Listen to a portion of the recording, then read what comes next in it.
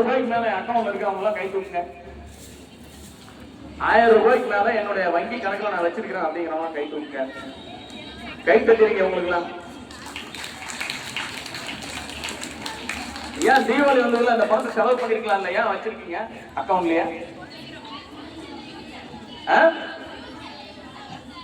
எதிர்கால தேவைக்காக வச்சிருக்கீங்க. Very good. 3000 ரூபாய்க்கு மேல யாரெல்லாம் அக்கௌண்ட்ல வச்சிருக்கீங்க?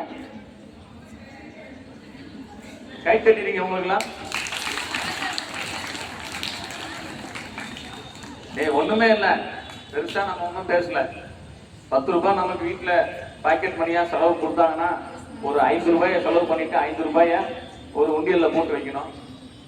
இதே மாதிரி ஒரு மாசம் முடிஞ்ச உடனே அல்லது ஒரு குறிப்பிட்ட காலக்கெடு முடிஞ்சதுக்கு அப்புறம் அந்த பணத்தை கொண்டு போய் உங்க அக்கௌண்ட்ல போடணும். இப்படியே போட்டு வச்சுட்டு இருந்தீங்கன்னா ஏதோ ஒரு அவசர காலத்துல உதவும்.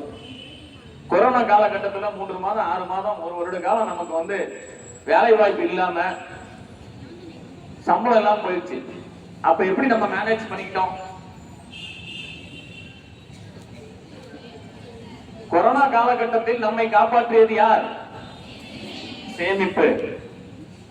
ஒரு பொருளாதார நெருக்கடி வரும்போது நம்மை அந்த நெருக்கடியிலிருந்து காப்பாற்றுவது சேமிப்பு தான். எனவே சேமிப்பு என்றால் கையில் கிடைக்கும் பணத்தை முழுவதுமாக செலவு செய்துவிட்டு பற்றாக்குறைக்கு கடனை வாங்கி செலவு செய்வது சேமிப்பு அல்ல. உனக்கு கிடைக்கிற பணத்துல உன்னுடைய செலவை குறைச்சிக்கிட்டு பணத்தை மிச்சம் பண்ற பத்தியா, அதுக்கு பேர் தான் சேமிப்பு. இந்த விஷயத்தை நல்லா மனசுல வாங்கிக்கங்க. எதிர்காலத்துல நீங்கெல்லாம் பெரிய ஒரு குடும்பத்தை நடத்துற பொறுப்பை ஏற்றுக்கொள்ள வேண்டிய ஒரு சூழ்நிலை வரும். அந்த நேரத்துல உங்களுக்கு இந்த சேமிப்புங்கிறது ரொம்ப உதவியா இருக்கும். எனவே நாம் என்ன சம்பாதித்தோம் என்பது முக்கியம் அல்ல, என்ன சேமித்தோம் என்பதே முக்கியம். நன்றி.